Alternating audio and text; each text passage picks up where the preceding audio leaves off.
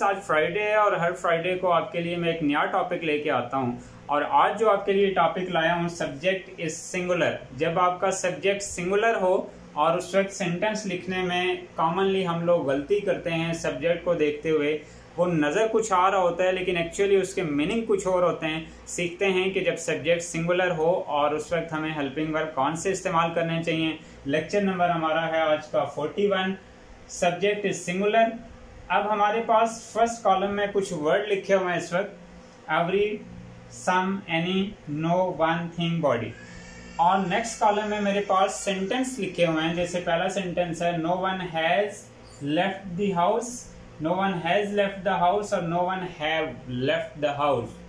अब सबसे पहले ये जो कुछ वर्ड हैं इसकी पॉसिबिलिटी क्या क्या हो सकती है स्टूडेंट्स। एवरी वन भी हम बोलते हैं, एवरी वन हम बोलते हैं, समवन भी हम बोलते हैं, एनीवन भी हम बोलते हैं, नो वन भी हम बोलते हैं। ऐसा ही है।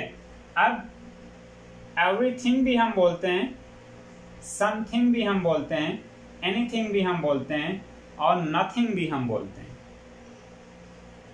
अब एवरीबॉडी भी हम बोलते हैं, समबॉडी भी हम बोलते हैं, एनीबॉडी भी हम बोलते हैं और नोबॉडी भी हम बोलते हैं। ये सारे के सारे वर्ड हम लोग बोलते हैं। तो याद रखिए कि जब ये सारे के सारे वर्ड एज अ सब्जेक्ट इस्तेमाल होंगे, no one, nobody, everybody, everyone, someone, anybody, जब ये सारे के सारे वर्ड एज अ सब्जेक्ट इस्तेमाल होंगे तो उस वक्त आपने हेल्पिंग वर्ब सिंगुलर लगाना है।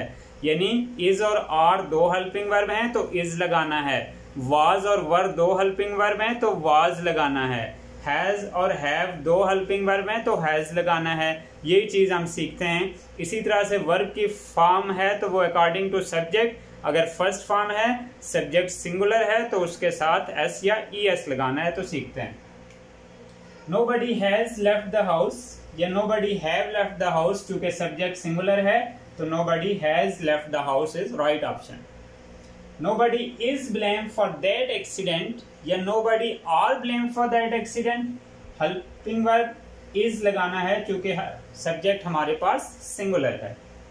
Everybody need a dictionary, everybody singular helping verb है तो प्रेजेंट इंडेफिनिट टेंस के सिंगुलर हेल्पिंग वर्ब के साथ स्टूडेंट्स एस या ई एस हम लोग ऐड करते हैं। तो everybody needs a dictionary, everyone wants mobile, everyone wants mobile phone, someone were knocking at the door या someone was knocking at the door, someone was knocking at the door right sentence है।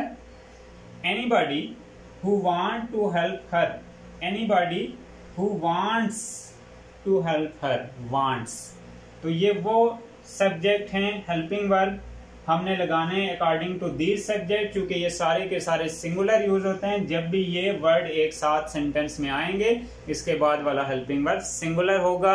इसको याद रखिएगा। Keep practising और hope you will learn the best. Thank you so much.